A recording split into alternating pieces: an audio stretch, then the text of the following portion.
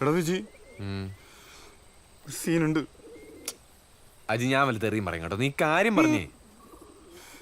എടാ നമ്മുടെ ചാണിയില്ലേ ഗിരീശൻ ചേട്ടൻ, നാട്ടിൽ അടിയിടിയായി നടന്ന പുള്ളിക്ക് എങ്ങനെ വട്ടായെന്നറിയോ? അവന്റെ പള്ളിക്കാരെ ചൊറിഞ്ഞിട്ട് ആ ജോയിച്ചിന്റെ ഭാര്യനെ സീനാക്കിയ അതല്ലേ? അത് നാട്ടിലെ കഥ. പിന്നെ യഥാർത്ഥത്തിൽ സംഭവം പ്രേമനൈരാശ്യം. നൈരാശ്യോ? എന്താ നീ ഒറ്റയ്ക്ക് വലിച്ചാ? എടാ എന്റെ പോക്കും അങ്ങോട്ടാണെന്ന് തോന്നുന്നു.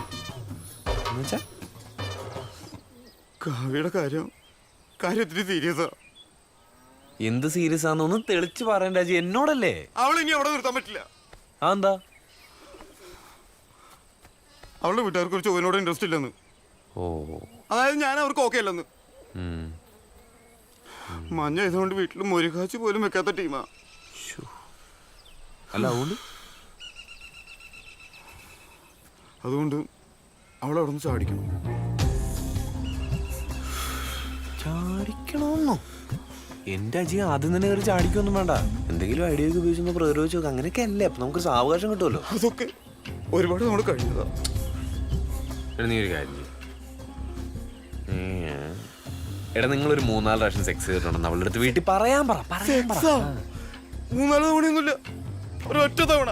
അണ്ണനാണ് സത്യം. ഞങ്ങൾ ഒന്ന് അവിടേക്ക്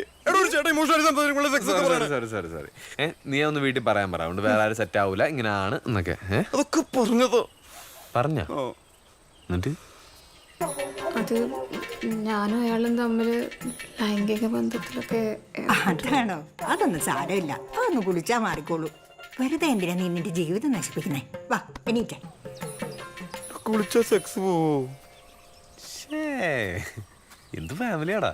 ആടാ, പക്ഷെ നായരാ നീ എന്റെ കൂടെ നിക്കണം. നമുക്ക് അവളെ ചാടിക്കണം.